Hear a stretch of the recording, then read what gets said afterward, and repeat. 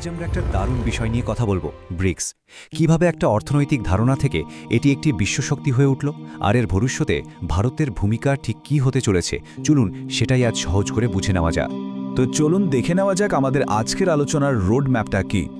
আমরা প্রথমে দেখব ব্রিক্সের শুরুটা কিভাবে হলো, তারপর জানব এর আসল লক্ষ্যটা কি, এরপর দেখব এর সদস্য সংখ্যা কেন বাড়ছে এবং সবশেষে ভারতের সভাপতিত্ব ব্রিক্সের জন্য কতটা গুরুত্বপূর্ণ হতে চলেছে। তো প্রথমেই আসা যাক ব্রিক্সের একেবারে শুরুর গল্পে, আর এর শুরুটা কিন্তু বেশ চমকপ্রদ। গল্পটা শুরু হয় 2001 সালে। গোল্ডম্যান স্যাক্সের একজন অর্থনীতিবিদ জিম ও'নিল কয়েকটি দেশের অর্থনৈতিক সম্ভাবনা নিয়ে কথা বলতে গিয়ে ব্রিক্স শব্দটি প্রথম ব্যবহার করেন।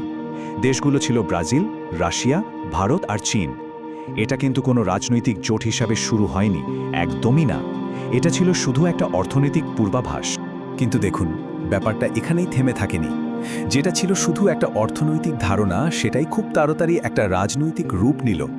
এটি গ্লোবাল সাউথের অর্থাৎ এশিয়া, আফ্রিকা ও ল্যাটিন আমেরিকার উন্নয়নশীল দেশগুলোর জন্য একটা প্ল্যাটফর্ম হয়ে উঠল, যেখানে তারা বিশ্ব মঞ্চে নিজেদের দাবি দাওয়া নিয়ে কথা বলতে পারে। ব্যাপারটা ভাবলে সত্যি অবাক হতে হয়, তাই না? কিভাবে একটা শব্দ, একটা ধারণা এত দ্রুত একটা আন্তর্জাতিক সংস্থায় পরিণত হলো। 2001 সালে তৈরি হওয়া একটা শব্দকে কেন্দ্র করে 2009 সালে প্রথম সম্মেলন হলো, আর তারপর থেকে এর পরিধি বেড়েই চলেছে। আচ্ছা, এই যে জোটটা তৈরি হলো, এর আসল লক্ষ্যটা কি? মানে এরা ঠিক কি করতে চাইছে? এই জোটের ক্ষমতা যে কতটা, সেটা এই সংখ্যাগুলো দেখলেই বোঝা যায়। ভাবুন একবার, বিশ্বের প্রায় অর্ধেক জনসংখ্যা আর বিশ্ব অর্থনীতির প্রায় 40%। এটা কিন্তু বিশাল একটা ব্যাপার। ব্রিক্সের গোড়াতেই যে ধারণাটা কাজ করেছে সেটা হলো, দ্বিতীয় বিশ্বযুদ্ধের পর যে আন্তর্জাতিক প্রতিষ্ঠানগুলো, যেমন ধরুন ওয়ার্ল্ড ব্যাংক বা IMF তৈরি হয়েছিল, সেগুলো এখন আর উন্নয়নশীল দেশগুলোর জন্য ঠিকমতো কাজ করছে না। তো এই ব্যবস্থার একটা বিকল্প তৈরি করার জন্যই ব্রিক্স তাদের নিজস্ব কিছু প্রতিষ্ঠান তৈরি করল, যেমন নিউ ডেভেলপমেন্ট ব্যাংক বা NDB। এর মাধ্যমে সদস্য দেশগুলো পশ্চিমা দেশগুলোর শর্ত ছাড়াই নিজেদের উন্নয়নের জন্য ঋণ নিতে পারে। তার মানে তাদের লক্ষ্যগুলো যদি আমরা দেখি তাহলে একদম পরিষ্কার। 1, বিশ্বজুড়ে পশ্চিমা দেশগুলোর প্রভাব কমানো। 2, ডলারের উপর থেকে নির্ভরতা সরানো, যাকে বলে ডি-ডলারাইজেশন। আর 3, উন্নয়নশীল দেশগুলোর নিজেদের মধ্যে সহযোগিতা আরও বাড়িয়ে তোলা। আর ঠিক এই কারণেই, মানে এই লক্ষ্যগুলোর জন্যই বিশ্বের অনেক দেশ এখন ব্রিক্সের দিকে ঝুঁকছে। আর তার ফলেই আমরা সম্প্রতি এর একটা ঐতিহাসিক সম্প্রসারণ দেখেছি। দেখুন, সেই শুরুর 5টা দেশ তো আছেই, ব্রাজিল, রাশিয়া, ভারত, চীন আর দক্ষিণ আফ্রিকা। তাদের সাথে এখন যোগ দিয়েছে মিশর, ইরান, সংযুক্ত আরব আমিরাতের মতো বেশ কিছু গুরুত্বপূর্ণ দেশ। আর শুধু তাই নয়, আরও অনেক দেশ কিন্তু যোগ দেওয়ার অপেক্ষায় আছে। এখানে একটা প্রশ্ন আসে, তাই না? হঠাৎ করে সবাই কেন এই জোটে যোগ দিতে এত আগ্রহী? এর আসল কারণটা হলো একতা। যখন উন্নয়নশীল দেশগুলো একজোট হয়, তখন তাদের সম্মিলিত কণ্ঠস্বর অনেক বেশি শক্তিশালী হয়ে ওঠে। তখন তারা জাতিসংঘে হোক বা জলবায়ু সম্মেলনে নিজেদের দাবিগুলো আরও জোরের সঙ্গে তুলে ধরতে পারে। এবার আসা যাক ভারতের ভূমিকায়।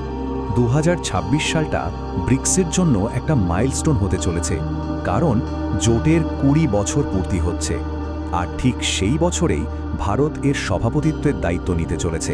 ভারতের সভাপতিত্ব উপলক্ষে যে লোগোটা প্রকাশ করা হয়েছে, সেটা কিন্তু শুধু একটা ছবি নয়, এর মধ্যে অনেক গভীর অর্থ লুকিয়ে আছে, যা ভারতের উদ্দেশ্যটা স্পষ্ট করে দেয়। আসুন লোগোটার দিকে একটু ভালো করে তাকাই। দেখুন, এখানে পদ্ম ফুল আছে, যেটা ভারতের জাতীয় ফুল। এটা প্রতিকূলতার মধ্যেও টিকে থাকার প্রতীক। আবার পাপড়িগুলোর রং দেখুন, প্রত্যেকটা সদস্য দেশের পতাকার রং ব্যবহার করা হয়েছে, যা বৈচিত্র্যের মধ্যে ঐক্যকে বোঝাচ্ছে।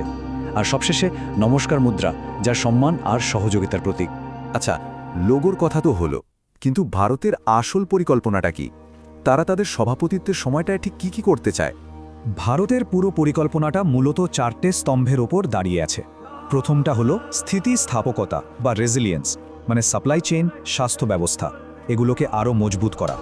দ্বিতীয়টা হলো উদ্ভাবন বা ইনোভেশন, যেখানে স্টার্টআপ থেকে শুরু করে AI এর মতো নতুন প্রযুক্তিতে সহযোগিতার কথা বলা হয়েছে।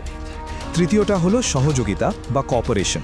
আর চতুর্থটা হলো স্থায়িত্ব বা সাস্টেনেবিলিটি, মানে জলবায়ু পরিবর্তন মোকাবেলা করা। আর এর মধ্যে একটা খুব বড় ফোকাস থাকবে নিউ ডেভেলপমেন্ট ব্যাংকের উপর। লক্ষ্যটা বেশ বড়, মোট $30 বিলিয়ন অর্থায়ন, যার 40%ই যাবে ক্লাইমেট ফিনান্সিংয়ে। আর 30% লেনদেন হবে স্থানীয় মুদ্রায়, যাতে ডলারের ওপর নির্ভরতা কমে। শুধু তাই নয়, ভারত কিন্তু প্রযুক্তির ক্ষেত্রে নিজেদের অভিজ্ঞতাকে কাজে লাগাতে চায়। একদিকে যেমন এআই এর সঠিক ব্যবহার নিয়ে কথা বলবে, তেমনি ভারতের যে সফল ইউপিআই পেমেন্ট সিস্টেম আছে সেই মডেলটা অন্য উন্নয়নশীল দেশগুলোর সাথেও শেয়ার করতে চায়। তার মানে একটা সাধারণ অর্থনৈতিক ধারণা থেকে শুরু করে ব্রিক্স আজ বিশ্বের অন্যতম প্রভাবশালী একটা জোটে পরিণত হয়েছে। ভারত যখন এর নেতৃত্বে আসছে, তখন এর লক্ষ্য বিশ্ব ব্যবস্থাকে নতুন করে সাজানো। কিন্তু জোটের সদস্য সংখ্যা বাড়ছে, তাদের মধ্যেকার সম্পর্কও বেশ জটিল।